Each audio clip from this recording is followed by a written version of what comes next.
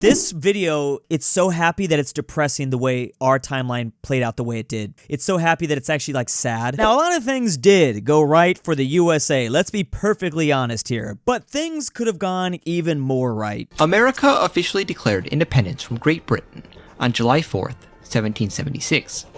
And defeated the Redcoats by 1883. And if you don't believe me, just wait. I mean, there's definitely some things to have amped up our history where we would be, I mean, dang, we'd be in a very different situation right now, even though obviously we still hold a pretty good amount of cards in our hand. After continued British antagonization, the US invaded Canada in the War of 1812. But this resulted in a white peace. 30 years later, America crushed Mexico, but took far less land than many desired. In 1861, the South seceded. But the Union put down the Dixies by 1865, with the federal government standing as the unchallenged power in the nation, abolishing slavery. Settlers pushed west, and eventually, America stood from sea to shining sea. By the end of the 19th century... That's a brief history. 1812, the war with Mexico, obviously we get Alaska.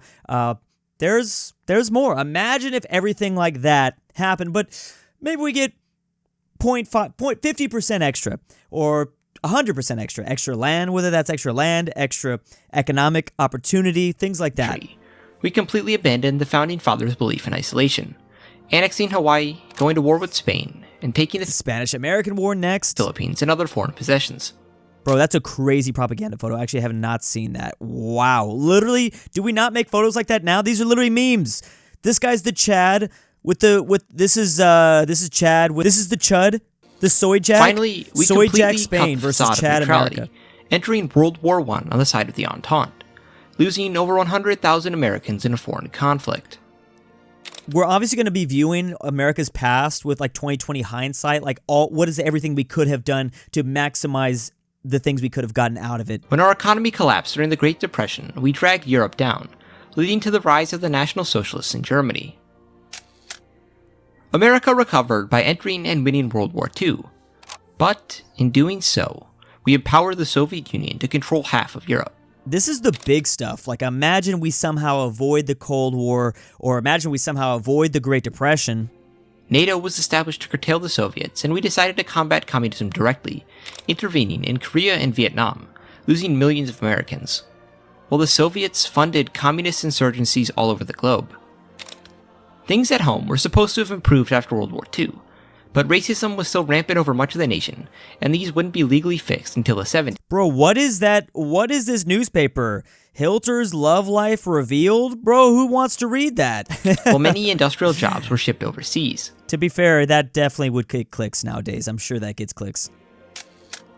When the Soviet Union collapsed in 1992, America had a chance to fully realize a peaceful West, but it didn't take it, instead choosing to remain the sole global hegemon, a position that may soon change.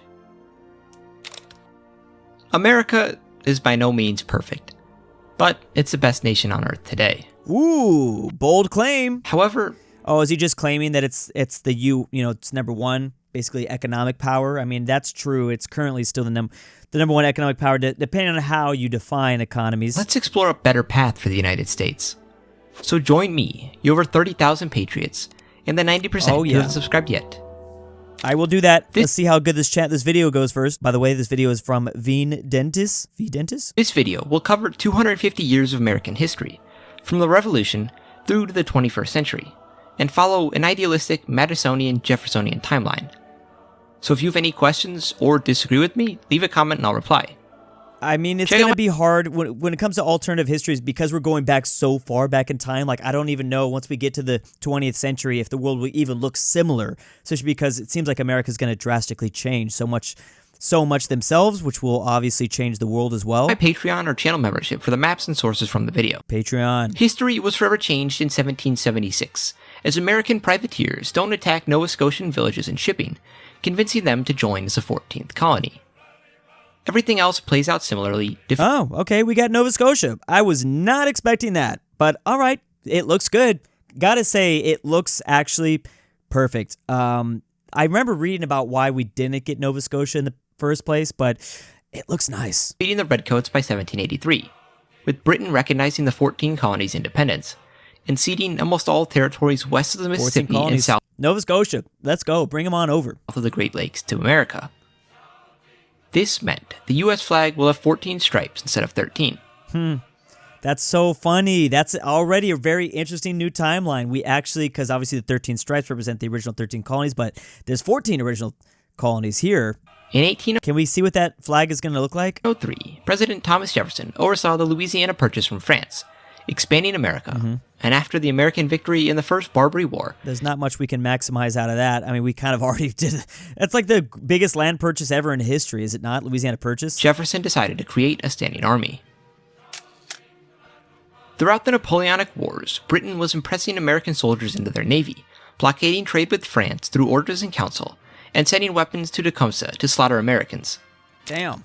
These actions culminated in the War of 1812. Here we go. Here's a big one that we can really make America start to max out because it's so early. It's that compounding interest right there. Compound interest, because if we just take, well, first of all, the War of 1812, highly considered a stalemate, but what if it wasn't? What if America just completely dominated? There are estimates in the beginning of this war that the U.S. did take a lot of dubs in the very beginning, but obviously everything is overshadowed by the White House being burnt down. Here, Madison cut special trade agreements with the Northeast and promised expansion for the states up to the St. Lawrence River, gaining their militias, allowing America to better utilize their 16-to-1 population advantage. 16-to-1? That is crazy. And also considering the British don't really care all that much right now in 1812. I mean, they really still wrapping it up with Napoleon back at home. Nova Scotia allowed the U.S. to choke out the St. Lawrence River, cutting Canada off from the rest of the British Empire. By July 1813, the war was over. I love these little miniature. This is an awesome animation here with all the little colonies, the colonial flags, the U.S. states with their little militias. This is very nice as to look Britain at. was focused on the War of the Sixth Coalition. Oh, yeah, that's a nice animation. Destroying Napoleon. Their population cared more about the Corsican than the distant colonial losses. The combination of better leadership, a professional army, and more troops enabled the American victory. Britain paid the U.S. $20 million and ceded all continental North America. Bro, imagine, oh my goodness, it would need to be an overwhelming victory. I feel like we would need, I don't even know, what would we have to do? How do we do this? The issue is that, like, I don't even know if the Brits would be willing to take this PR nightmare. Imagine losing, first of all, you know, they already got embarrassed by losing their colonies, the 13 colonies, especially because at this time, that was the first time that had ever happened. No one even considers that. No one considers, like, this is the first colony to get its independence from Britain. So the whole world was like, lol. Now imagine a couple decades later, that same dude that embarrassed you in front of the whole high school class embarrasses you again, knocks you out again, and now takes your bay. He literally took British's Canadian bay from him. That's crazy. I feel like the $20 million from the Brits being paid, all right. You know, here's the thing. In a world where Napoleon is more dominant, I could maybe see it happening. If Napoleon didn't freaking invade Russia and, freeze his troops to death, freeze himself almost to death, and Napoleon just stays strong, maybe Britain does get themselves into the War of 1812 and just starts, and, let's say the U.S. is fighting a lot better than it did. Maybe they are just like, you know what, screw it. Like, because back at home, if you think about it from their perspective, like, they only really care about the British Isles, their own integral territory. They're going to be like, you know what, screw it, take that stuff. We don't even care about that. We're more afraid of our own sovereignty. That's how the British Empire basically came to an end during World War II, is they were worried they were literally going to become German. So they promised, all right, we will let the colonies go to save us. American land, as many loyalists fled to Australia. Many Americans fled to Australia? The American victory. Britain paid the U.S. $20 million and ceded all continental North American land, as many loyalists fled to Australia. Oh, many loyalists. Oh, from Canada go to Australia. That makes sense. All the way to Australia? None would go to, like, South Africa? What about British Guyana? I'm not trying to go there, but I'm just saying, I don't know if I'd go all the way to Australia. That's pretty far. I guess I could, remember, it's the early days. It's only 1812. The Brits had been up there in Canada for a while, but it's not like it's like this really, really valuable resource to the British Empire. So maybe I'm not saying this doesn't need to be realistic. This doesn't need to be realistic at all. That doesn't really matter. The only point is, yeah, can we make the U.S. things go better for the U.S.? And certainly in this situation, why not? Of course this would make things better for the U.S. Jefferson's Francophile attitude became the norm in the States. James Monroe followed Madison, ushering in the era of good feelings, with the federal government remaining small, favoring states' rights. The Treaty of Adams-Onis was signed with Spain over Florida and the Missouri Territory. Okay, so here we go. We got Florida back. American settlers moved into deserted... Now we don't even need to worry about the little, like the weird definition of the Northwest territories, basically Oregon, Washington, up there to British Columbia. Like all that is that's just all ours now. We're just going to sweep across the land. I wonder how many loyalists do we lose? How many Canadian loyalists leave the U.S.? I feel like there'd be maybe more than you'd expect, only because like a lot of those people, like the kids, like their grandpa literally just got here. They just came here from the British. Like, why not leave again? We crossed one ocean once. Let's just cross another ocean to get to Australia. Maybe they would lose a lot. I don't know. Land in Canada. Because again, compounding interest. Remember, think about how much of that population we're taking up here at the time of 1812 in Canada. Obviously, there was a 16-1 outnumbering that we had over Canada, so it's not like Canada had that much going on up here anyways. But that compounding interest, the more people we can keep in Canada to not leave, that would be pretty significant for the U.S. Here in 2025. In the Canadian spirit, and calls for statehood began. Because they're just the Canadian territory right now. They don't even have statehood just yet. And slave states was necessary for national unity. So Upper Canada, now known as Washington, Lower Canada, now known as Canada, and Newfoundland were all admitted into the Union. Rupert's Land, parts of... Oh yeah, that's the one big thing at this time. He mentioned it, the Francophile. What are we going to do about Quebec? What the hell are we going to do about that? How would the U.S. approach, I think very differently, I would assume. I mean, yeah, I don't even know. By 2025, is Montreal still like so overwhelmingly French that it like kind of grips our country? I don't think so. I think the French population gets completely overpowered if we're getting this territory back 200 years ago. You know, like the way like Quebec kind of really dictates a lot of Canadian politics right now, because they're a significant portion of all of Canada, obviously, percentage-wise. But in a U.S. that has all of this, that'd be such a small minority. I think we would just steamroll them. Like they would just not have anywhere close to the amount of significant political power. Old Upper Canada and Labrador all remain territories. Northern lands alleviated pressure to resettle the natives, as acculturation was working, so the Indian Removal Act failed to pass. In the 1830s, the Supreme Court ruled that private property rights were extended to natives who assimilated to American practices of Christianity, monogamy, ways of dress, and spoke English, granting them the right to naturalize as American citizens. So the 5 civilized tribes, the Cherokee, Chickasaw, Choctaw, Cree, and Seminoles, kept their lands. Some tribes, such as the Seminoles, even would eventually become their own states, although white settlers could buy properties in them. The legal precedent was set, meaning many tribes wouldn't be forced to migrate, but become full Americans in time. That would be nice. That would be very nice. Southern lands led to Texas' request of admission in No Trail of Tears to Oklahoma? 1837 being accepted, provoking an earlier Mexican-American War in 1840, while the republics of the Rio Grande and Yucatan were rebelling from Santa Anna's dictatorial rule. With Texas part of the... This is going to be interesting. How much land is James Polk in charge right now in this alternative timeline? Because that's always the map that I refer to. What if Polk took way more after the Mexican-American War? Union, these breakaway republics requested American aid. American armies rolled through the disheveled Mexican forces quickly, taking Mexico City in under a year, unsure of how to proceed. Yep, just blockade Veracruz. That's all you got to do. After winning in a few months, calls to annex Mexico propagated, especially in the south, hoping to include the new territories as slave states. Many senators saw the economic benefits of the new lands and rich resources. A policy of indefinite occupation was established, with a permanent occupation force of 20,000 soldiers. Washington circumspectly resigned to annex all of Mexico. Guerrilla campaigns were crushed as bits and pieces. Oh my goodness. Yeah, I'm glad that he was not kidding. Literally everything is going to go right for America here. This is going to be really difficult to do. I mean, remember, Mexico is heavily populated. There's lots of native people, obviously, that still currently live at this time, even in 1840 in Mexico. a lot of Spanish speakers. This would be difficult. I mean, if you're gonna annex Mexico, then we needed to do it obviously at this time. Every day that goes by is a worse and worse time to annex Mexico because it's gonna be harder, culturally to integrate them into this new society. Were added to the Union as slave states over time. However, slave states.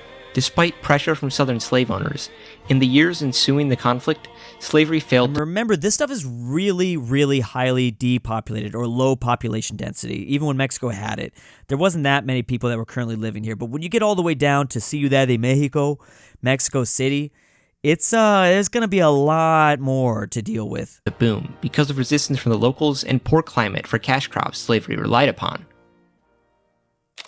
Enmity rose between the North and South, exploding over Kansas. When the territory was first established, a vote would decide if it would join as a free or slave state, triggering the Bleeding Kansas massacres between slavers and abolitionists.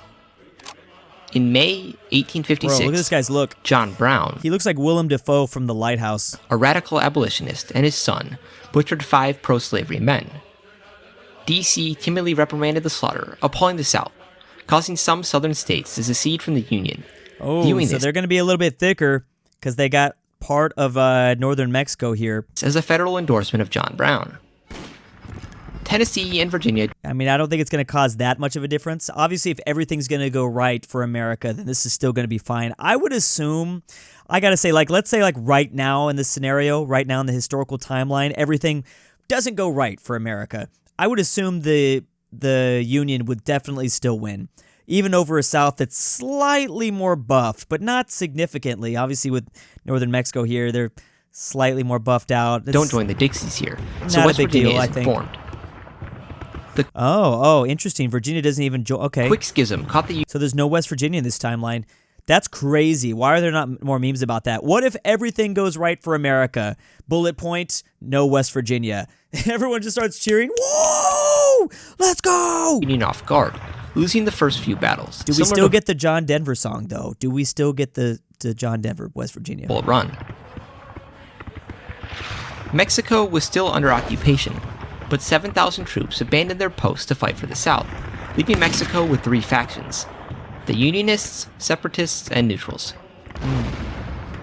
D.C. struck a deal with northern populated territories, promising to grant them statehood after the war in exchange for support. Oh, nice. In response, 2 large Mexican-American armies were formed. Look at that mega California that's formed over here. We don't know the name of this, but this looks like it's going to be maybe California del Sur and the Northern California, California Norte. I don't know what they're going to be calling these states, but it looks like we do have mega California.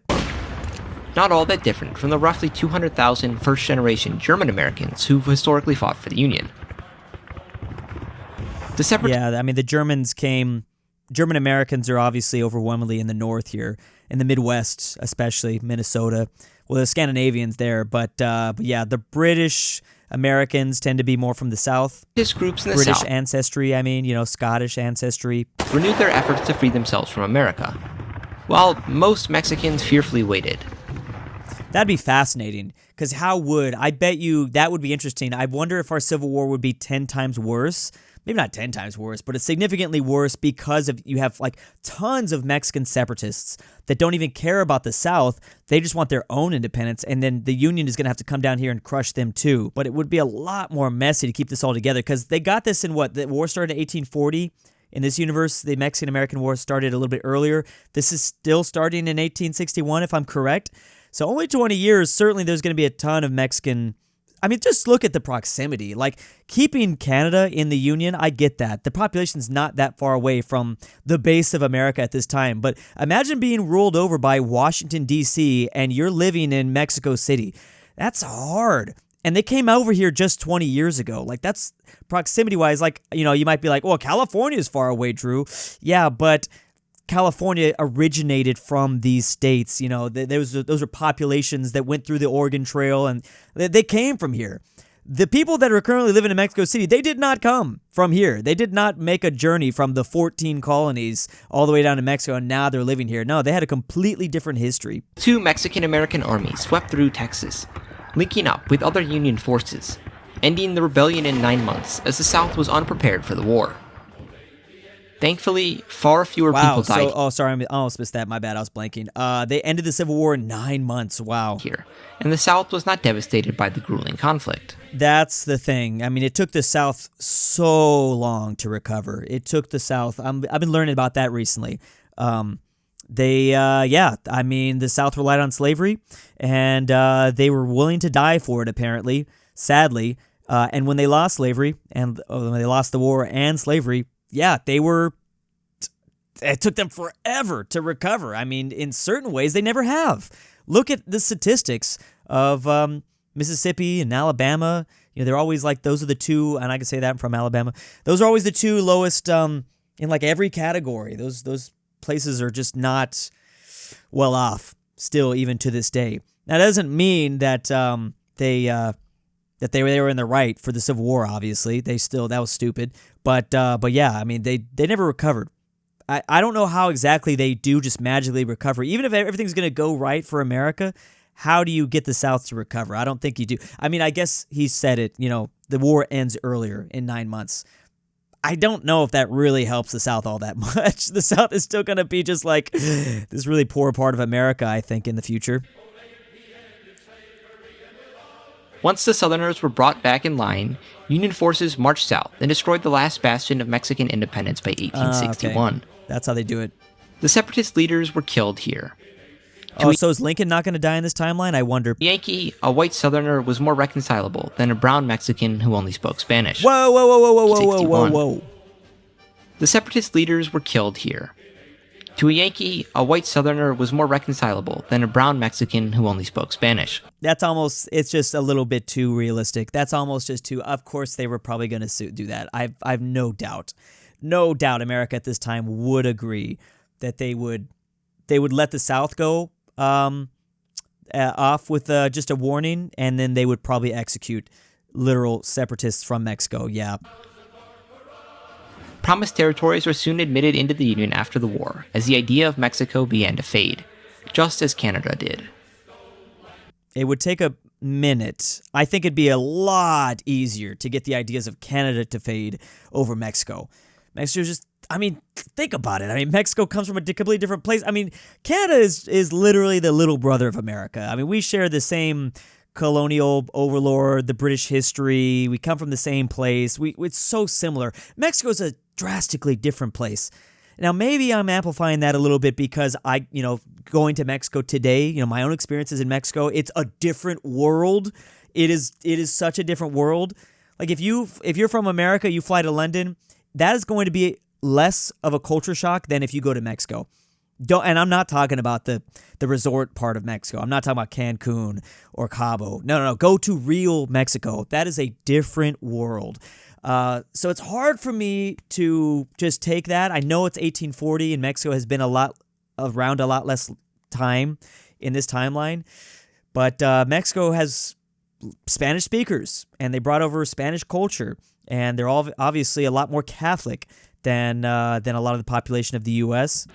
After the war, an amendment to legalize slavery, while most rebel leaders received light sentences to ease tension. Despite rebelling, Southern property rights were still sacrosanct. D.C. did not have the power to strip their lands.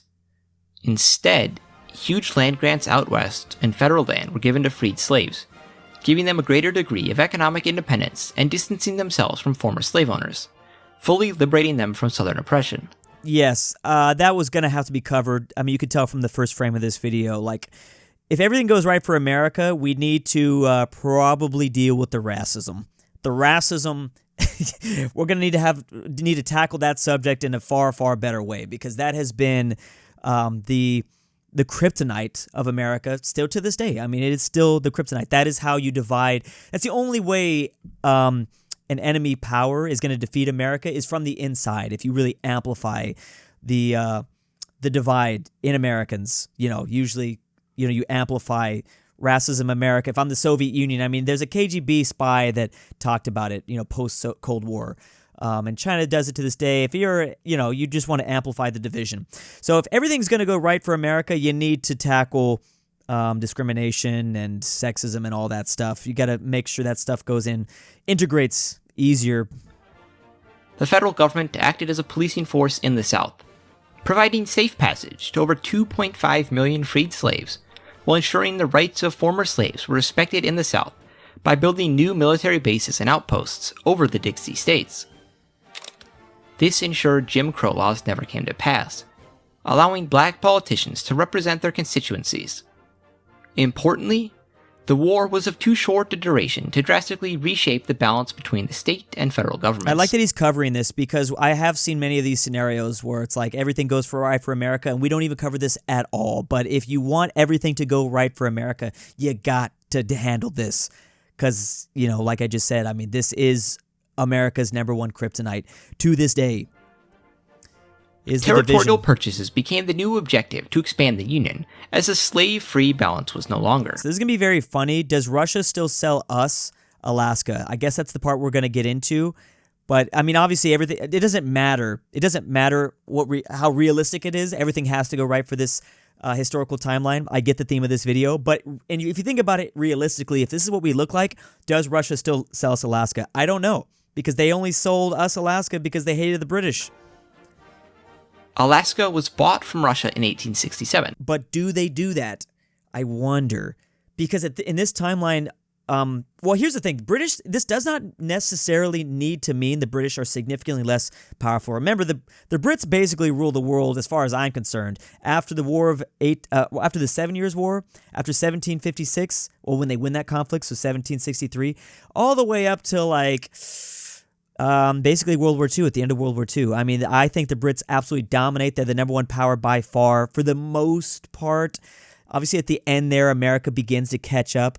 But in this timeline, everything's going right for the Brits. It doesn't necessarily mean the Brits have to lose any more power. So obviously they lost Canada, yes. But they still have to have more than likely Australia, South Africa. Who knows how much more they expand to. Here's the thing. I don't think he's going to get into it. But in 1884, the Berlin Conference, if the Brits don't have all of the land that they currently control, they did in our timeline with Canada, how much do you think they would try to get in Africa? I think they would try to just negate all their land losses that they lost in North America by requiring even more in Africa or even other parts. Obviously, they're still going to go after South. They're already in South Asia at this point, but maybe they get even more. Maybe they go after Iran or Persia. Whoever is over there. Maybe they don't even allow Portugal to get colonies. The Brits are like, no, get the Brits out of there. I think they would share with the French, maybe.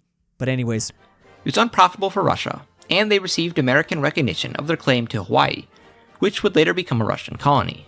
Yeah, I think the Brits in this timeline somewhat get balanced slightly, where they find more power elsewhere. So I think the Brits are still pretty powerful, not going to lie. I mean, even with all this land is not everything. Remember that. Land is not everything. We do have a lot more people by annexing Mexico, but I would guess we probably catch up to the Brits faster as being a #1 power. Like maybe it only takes till World War I, where we're clear, far away, the #1 power. You could argue that even in our timeline, the U.S. was the most powerful nation, kind of. It's debatable, but... After hard negotiations with Denmark, America went through with the purchases of Greenland, Iceland, and the Danish West Indies in 18... We've been trying to do that for a while, too. I mean, that doesn't contribute that much to our power, but yeah, I mean, we're still trying to get Greenland. 1868. The Dominican Republic was acquired in 1870, and British Honduras in 1875. How? What are we doing? Are we buying this stuff? I mean, it doesn't matter. I just wish we had an explanation. More American land meant fewer Europeans migrated to South America, choosing... Fewer Europeans migrate to South America, yes. Okay. Yeah, I mean, there's a lot of Italians and Germans that went down to Brazil and Uruguay and Argentina. In the States instead. Before, I'm not making a World War II joke. I'm not talking about the rat lines. I'm talking about before that. Germans went everywhere, bro. Germans were going all over the place. Many Northern Europeans still ended up west of the Great Lakes, creating large German and Nordic diasporas. Hold up. Europeans migrated to South America, choosing the States instead. So the Northern Europeans are going Many Northern Europeans still ended up west of the Great Lakes, creating large German and Nordic diasporas. Yeah, of course. The biggest change was the Italians, who chose to migrate south, where there was less anti-Catholic bias than on the East Coast. resulting in the Oh, that's fascinating. Yes. Okay, so the Italians would obviously go to Mexico because there's way larger Catholic population down there. That's an interesting little analysis there. That would definitely happen in a timeline like this. So all the Italians would be down there. Damn, they'd imagine that. Imagine 100 years of fusion food between pizza and burritos. Oh my God. No, Mexico is actually not. Burritos are not that popular in Mexico, believe it or not. Tacos are, of course, but burritos are. It's hard for me to find burritos in Mexico. largest Italian diaspora along the Gulf Coast. There's Italian diaspora along the Gulf Coast, yeah. So like Veracruz and the Yucatan. That's a fascinating thought to think about the Italian. And we'd probably, with 100 years of them like intermingling a little bit, look at the way Argentinians speak Spanish. It's extremely Italian. It's like the way they flow, the language flows, and they speak a lot with their hands. Look at Milei when he speaks Spanish. I mean, it's very. So we would see probably in this timeline a lot of Mexicans have kind of that more Italian vibe, at least the Mexicans along the Gulf Coast where these Italians are moving to. The demographic melange meant the Chinese Exclusion Act was never passed, causing railways to be generally more privatized. Despite numerous peaceful tribes Americanizing and retaining their lands, countless chose to fight the settlers and were pushed off into reservations before being fully assimilated. This video is reminding me just like exactly of the movie Once Upon a Time in Hollywood. It's like, it's so happy that it's depressing the way our timeline played out the way it did. You know what I'm saying? I don't know if anyone else got that vibe from that movie. Like it's so happy that it's actually like sad because you brought down to our own reality. Like this, that's what this video is giving me. It's like, damn.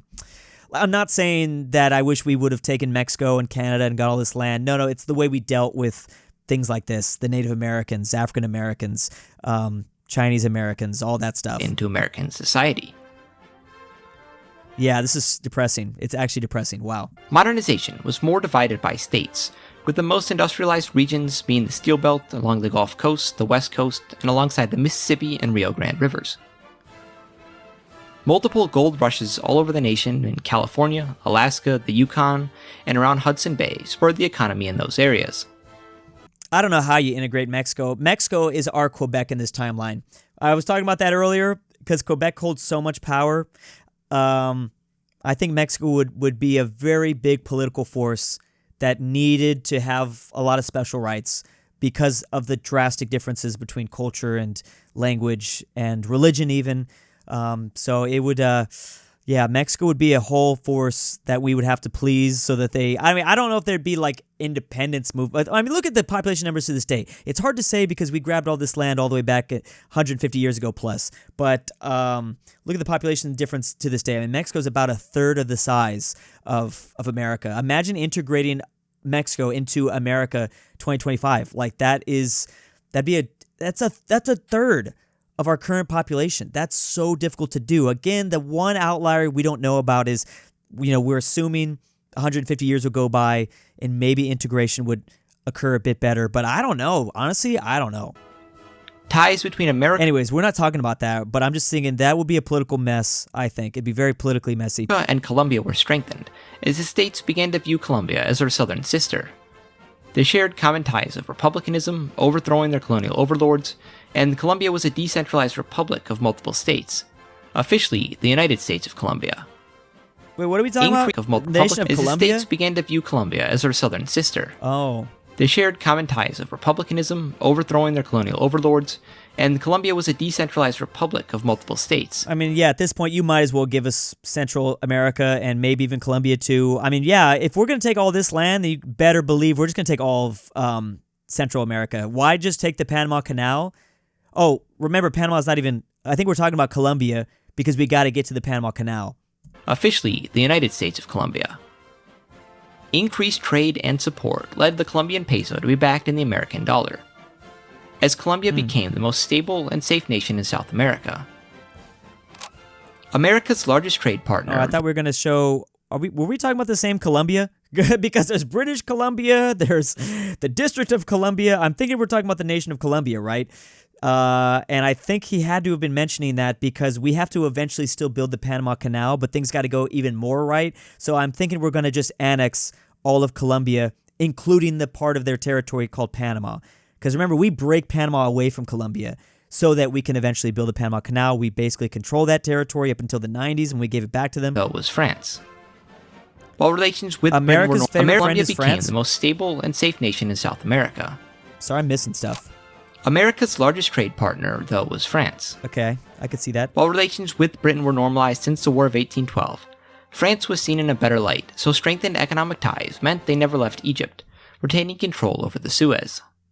By the 1880s, Mexico was fully pacified as multiple generations had been born and raised in the Union, embracing American ideals and culture. Not that many generations. I mean, from 1840 to 1880, I think we'd have to wait a little bit longer. I mean, you need to get like the grandparents, the old people. I don't know what average lifespan was, but you probably need to wait 80 years plus. But anyways. Worry over Hispanic culture led to English becoming the official language of... It doesn't matter. I don't know why I'm like trying to be super realistic with it. I know we just need to make sure everything goes right for America, but I'm just going to be a little picky because, yeah. America. So all government documents, ballots, street signs, etc. were see what I was saying. Look, Colombia controls Panama right now. in English. Mexican Americans began pushing for further conquest into Central America and got their chance during Barrios's War of Reunification in the 1880s. Look at this new American flag. That's cool.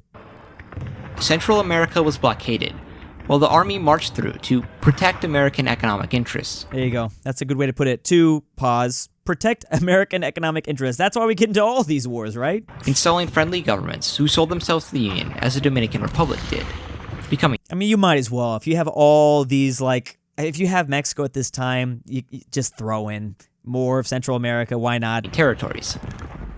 Colombia conquered Costa Rica in the 1890s. Oh, okay. The real reason for the conquest was American industrialist plans for a canal across Nicaragua, similar to the Suez Canal. So we're going to do it across, which was a plan. That was an idea, to build the Panama through Nicaragua instead. Pan-Latinism sentiments rose after the conquest, and war with Spain was inevitable. For Mexican Americans, the Spanish-American War was similar to the War of 1812, being seen as a final expulsion of their colonial overlords from North America. Why am I not registering the things that are being said right now? What the hell's wrong with me? Pan-Latinism sentiments rose after the conquest, and war with Spain was inevitable. Yes? For Mexican Americans, the Spanish-American War was similar to the War of 1812. Oh, okay, I could see that. Okay, yeah. So the Mexican populations that are currently American right now, the Spanish-American War, they're gonna be amped for that. It would be. That's another great comparison. It would be their war of 1812 for these populations. You know, like we as Americans, we fought the British twice. So this is going to be Mexico fighting their colonial overlord, the Spanish, twice. Being seen as a final expulsion of their colonial overlords from North America. I could see that working. The war was justified by the Monroe Doctrine, and Spain quickly lost, only fighting to prevent a domestic civil war. I don't think the Mexican population would still hold... Remember, the independence to the War of 1812 was only like 30-year difference from when we stopped fighting to when we start fighting again.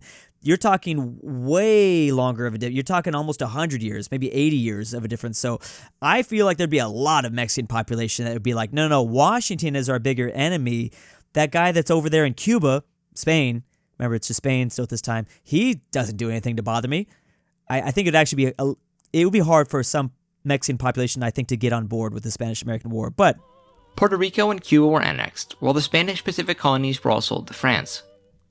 The what colonies were sold to France? Spain quickly lost, only fighting to prevent a domestic civil war. Puerto Rico and Cuba were annexed, while the Spanish Pacific colonies were all sold... Pacific colonies. So that's just the Philippines and maybe more? I think it's just the Philippines, no? That gets sold to France? Sold to France. As America didn't control Hawaii, they... Wait, why? We should get that too. We got it in our timeline. We should still definitely get the Philippines. No interest in Asia. Bro. I think we needed the... No. Because I'm waiting for the ultimate move, which is going to be America ultimately annexing Japan. That's what every weeaboo's dream. We got to see weeaboo's dream. If everything goes right for America, we win World War II and we just straight up annex Japan. Florida wouldn't develop a large Latino population as Cuba was... Good analysis, yeah. It would not. ...part of America. Very good analysis. Florida would just be crazy white people. Oh my God. The rapid expansion gave the Union an area of roughly 9.4 million square miles, or 24 million square kilometers. Yeah, because we're going to keep Cuba. Cuba's never going to go communist, so yeah, wow. Becoming the largest nation in the world. By 19... Is it the largest nation in the world right now? All of North America is larger than the Russian Empire, it's got to be close, no? Oh, we have Greenland too, though. That helps in Iceland. 1905, the Nicaraguan Canal was operational and extremely profitable. Yeah, so we built the Panama in Nicaragua. Well, Nicaragua was admitted as a state, becoming one of the richest regions on the globe. Stay out for my sake as well as your own. Who's he talking to? Oh, democracy? Oh boy. America, the last refugee of democracy. Territorial expansion was ended as America entered a period of unbridled isolation. Assuming things play out similarly in Europe... That's what I was talking about. I'm glad he's bringing this up. I think personally the British are going to require a lot more or want more. They're going to be like, nah, screw Portugal. We're not giving that to Portugal. They're going to have to maybe give this territory to Germany, but maybe Portugal gets left out. Maybe. Which is highly unlikely. The scramble which is highly unlikely. Assuming things play out similarly in Europe, which is highly unlikely. I agree, yeah. The scramble for Africa would be altered, with France taking Egypt while Britain and Germany squabbled over Central Africa. Oh, so this is his claim to how the Berlin Conference changes. Okay. With Africa looking something like this by 1910. At the outbreak of the Great War, America had no interest in joining, never attempting to spread democracy abroad. Interesting. I don't think that would change much. I don't think that the Americans would really, in this timeline, have any other... why would they have a need to go out and, take part in wars on another ocean? I mean, look at the populations of Mexico and Canada. I feel like they have very similar vibes to America in terms of isolationism. Getting extremely wealthy, trading with both sides, as neither dared to detain American trading vessels, fearing it would draw them into the war on the opposing side. Yeah, this is a hard timeline to do because at this point, the world's already going to play out drastically differently. Before you, honestly, in my opinion, before you even get to the year 1900. So the world, everything's going to take place way differently the 20th century. Enabling dominant trade relations for the Union. Total neutrality allowed millions of German Americans to retain their culture and language throughout the war. The strengthened French and Entente were more than capable of holding in the West, while the Central Powers ended up victorious in the East. Although Austria... So, oh my God, so... Hungary proved... In a world where everything goes right for America, the Central Powers win. I was just learning about somebody, a Brit, that was saying that there was a claim he wishes the British never entered the World War I, and then he even claimed he wished the Central Powers won World War I. Interesting thought. I hadn't heard that before from a Brit. More valuable, annexing Poland as a third kingdom, preventing total German domination of Central and Eastern Europe. Peace eventually arrived. Remember, for America, if everything's going to go right and you want to control the world, you do want a balance of power, which is what the French and the British tried to do throughout the 1800s, and why they entered World War I. They needed to keep that balance of power. Obviously, that didn't really work out. But yeah, America is going to need the world to be evenly divided, and that would keep the German Empire in check if you give the Austrian-Hungarians a lot more land, Austria-Hungary. France received Alsace and Lorraine. Central Powers' eastern changes were recognized, and colonial holdings were smoothed out. I'm sorry, I was thinking of Theodore Roosevelt. Is Theodore Roosevelt president at this time? I mean, a lot of people would claim for everything to go right for America, you can't have Woodrow Wilson in there. I mean, honestly, the president timeline in this timeline is probably so different. We don't even know the dudes that are in charge, more than likely. In time, the German-backed all-Russian government defeated the Bolsheviks, ending communism. Yeah, America does not. Communism doesn't even take hold. It's impossible to know what Europe would look like after this. Yeah. But ideally, more wars like the Austro-Prussian War would create continual immigration from Europe to America.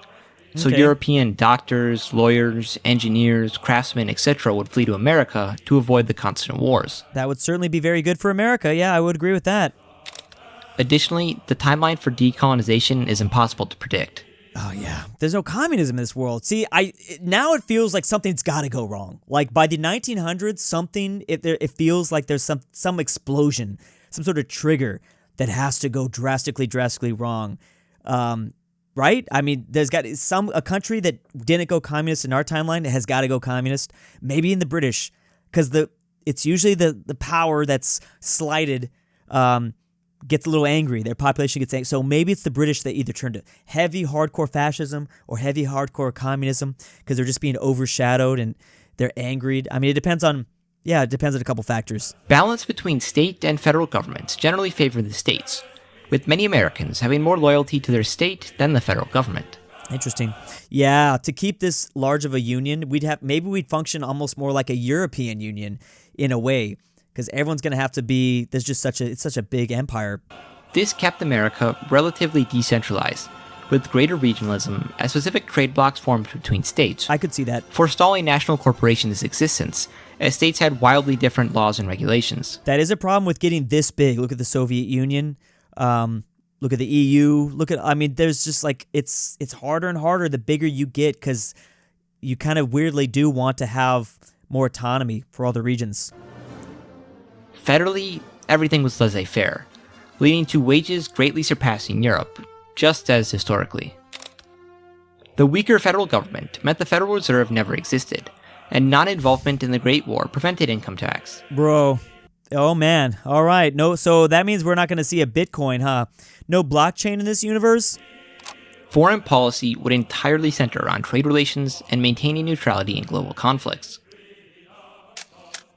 There wouldn't likely be a high of the Roaring Twenties, but a crash like the Great Depression is equally unlikely, keeping the government's hands out of the market. Throughout the 20th century, infrastructure was built, helping connect the nation and grow the economy, increasing interstate trade. The low regulations meant jobs were never shipped overseas, so the Steel Belt and cities like Detroit and Pittsburgh stayed extremely wealthy. Interesting. Infrastructure projects, such as Cincinnati's subway system, were built in most major cities to attract homeowners and leading cities to develop and modernize, trying to stay ahead of their competition. No booze. The prohibition never federally existed, so mobs failed the right.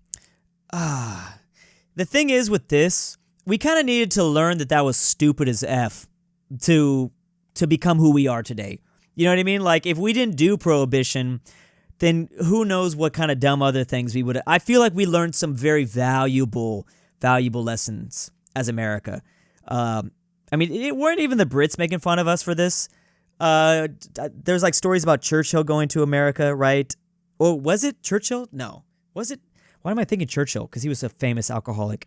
He must have been very young at this time if he did go to America. But we learned valuable. See, that's the thing.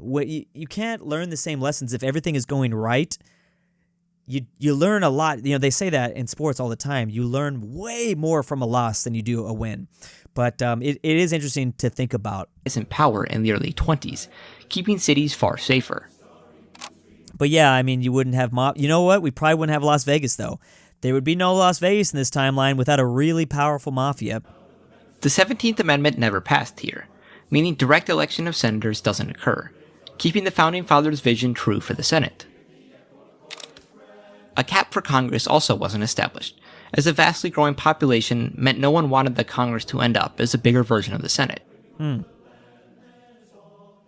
It's impossible to know if more parties developed because of potential changes in legislation and amendments, or if separate caucuses existed within parties. Specific regional love these flags. I'm loving these flags. Identities would likely form, such as Quebec, a Nordic party, Cubans, several Mexican groups, Native American groups, Central American. The Mexican groups, again, like I'm saying, politically that would be a nightmare. I mean, we're not judging that logically at all, but that would be an absolute nightmare. Mexico would hold so much political power, it's crazy. Etc. Just because that would be the biggest outside force in politics, and to appease Mexico it'd be like walking a tightrope, essentially. Would all be somewhat similar to the CSU in Germany today, representing Bavaria.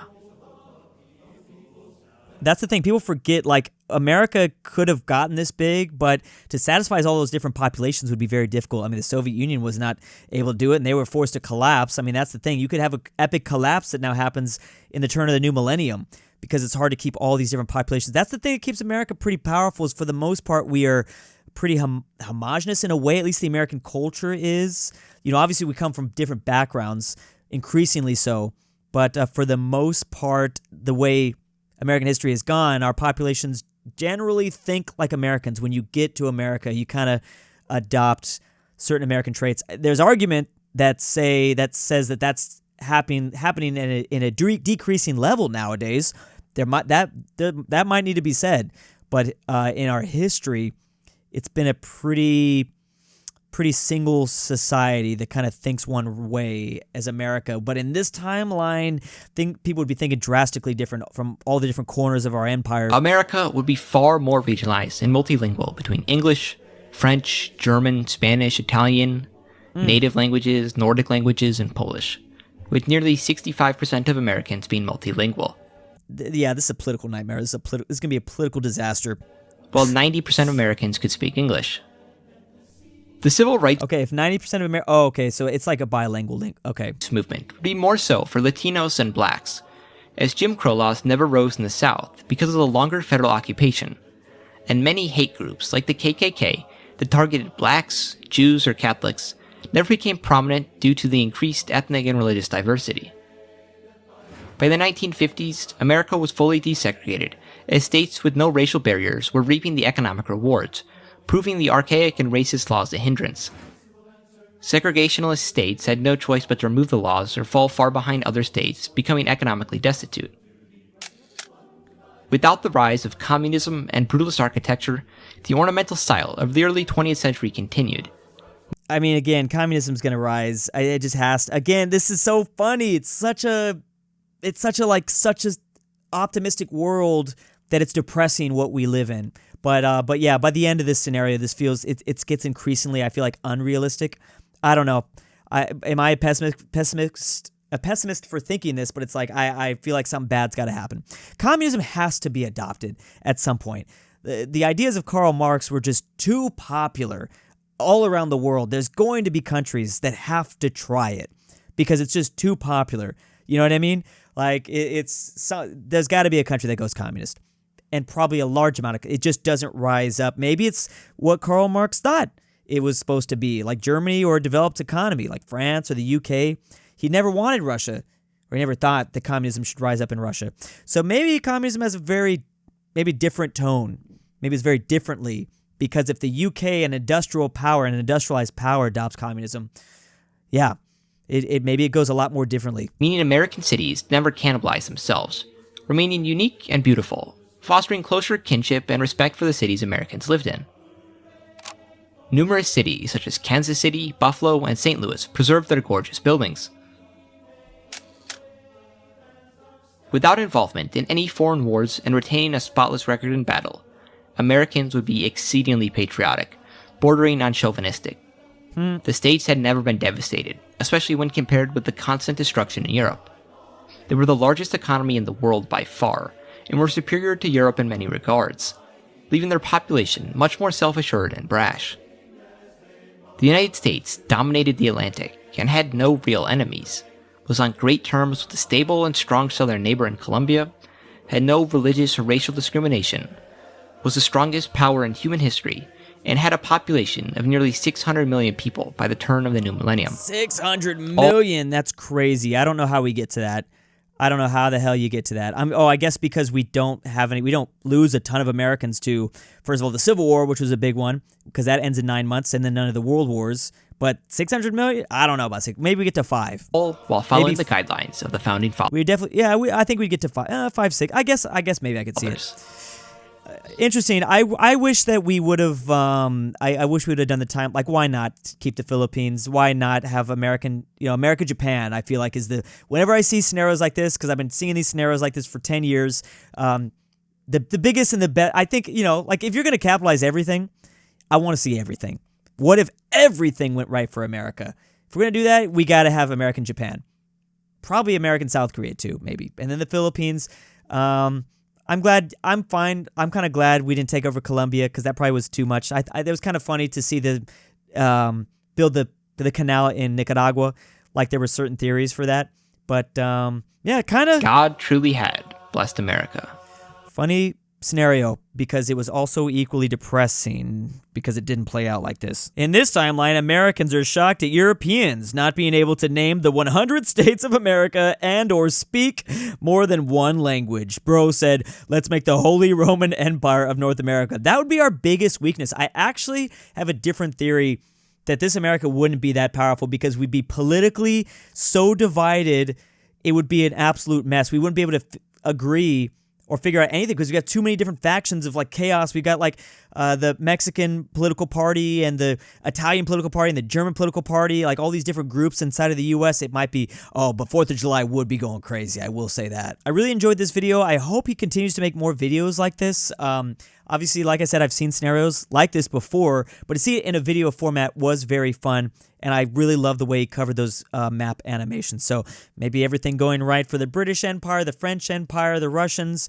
Those are all some interesting series that I've seen done on other YouTube channels here, but in this style, I would like that a lot. Subscribe. And here's a big thank you to this month's patrons. Can white people smell the rain? It's pronounced Tour de Sillas, Drew. DruuuWu Labubu. Conquered Bread. White Grape of the Pirates. Never change, Drew. Unless you want to. LuxembourgLover. Fredrik Tibblin. Pavlik. KingBearHaze. NordTyrol. LoreTrack. Name here. Nolan. Check the Patreon link down below in the description.